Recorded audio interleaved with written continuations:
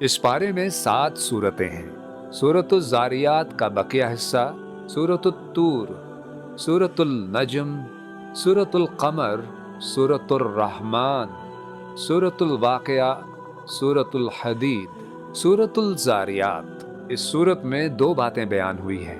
پہلی بات، فرعون، قوم عاد، قوم سمود اور قوم نوح کے انجام سے عبرت دلائی گئی ہے۔ دوسری بات، بتایا گیا ہے کہ جن و انس کی تخلیق کا مقصد اللہ کی عبادت اور معرفت ہے۔ سورۃ الطور۔ اس سورت میں 3 باتیں بیان ہوئی ہیں۔ پہلی بات، جنت کی نعمتوں اور جہنم کے عذاب کا ذکر کر کے آخرت کی حقیقت واضح کی گئی ہے۔ دوسری بات، مشرکین کے الزامات، کاہن، مجنون، شاعر کی تردید کر کے نبی صلی اللہ علیہ وسلم کی سچائی ثابت کی گئی ہے۔ تیسری بات، توحید کے دلائل دے کر اللہ کی وحدانیت کو واضح کیا گیا ہے۔ سورۃ النجم۔ اس سورت میں 3 باتیں بیان ہوئی ہیں۔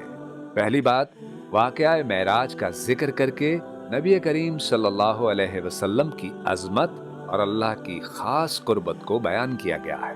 دوسری بات، قیامت کی یاد دہانی کرائی گئی ہے تاکہ انسان اپنی زندگی اور انجام کے بارے میں سنجیدہ ہو جائے۔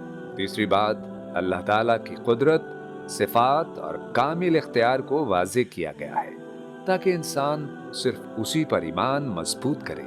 سورۃ القمر۔ اس سورت میں 3 باتیں بیان ہوئی ہیں۔ پہلی بات، قیامت کی نزدیکی اور اس کی حقیقت بیان کر کے انسان کو غفلت سے بیدار کیا گیا ہے۔ دوسری بات، شق القمر کے عظیم معجزے کا ذکر کر کے نبی کریم صلی اللہ علیہ وسلم کی سچائی کو واضح کیا گیا ہے۔ تیسری بات، پچھلی قوموں کے انجام سے نصیحت دلائی گئی ہے کہ اللہ کی نافرمانی ہمیشہ تباہی کا سبب بنتی ہے۔ سورۃ الرحمن۔ اس سورت میں ایک بنیادی بات بیان ہوئی ہے۔ اللہ تعالیٰ کی دنیا اور آخرت کی بے شمار نعمتوں کا ذکر کر کے سورۃ الواقعہ۔ اس سورت میں ایک اہم بات بیان ہوئی ہے۔ قیامت کے دن انسانوں کو 3 گروہوں میں تقسیم کیا جائے گا: اصحاب الیمین، اصحاب الشمال اور سابقون المقربون، تاکہ ہر شخص اپنے انجام کو سمجھے اور اپنی زندگی کو سنوارنے کی کوشش کرے۔ سورۃ الحدید۔ اس سورت میں 3 باتیں بیان ہوئی ہیں۔ پہلی بات، اللہ تعالیٰ کی قدرت، صفات اور پوری کائنات پر اس کی کامل حاکمیت بیان کی گئی ہے۔ دوسری بات، اللہ کی راہ میں جان و مال خرچ کرنے کی ترغیب دی گئی ہے تاکہ انسان اپنی محبت اور ایمان کا ثبوت دے۔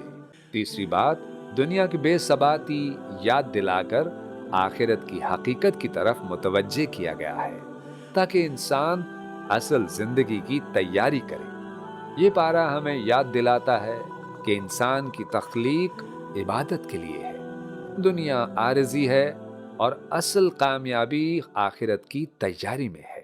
یا اللہ، ہمیں اپنی نعمتوں کی قدر کرنے اور آخرت کی تیاری کرنے کی توفیق عطا فرما۔ آمین یا رب العالمین۔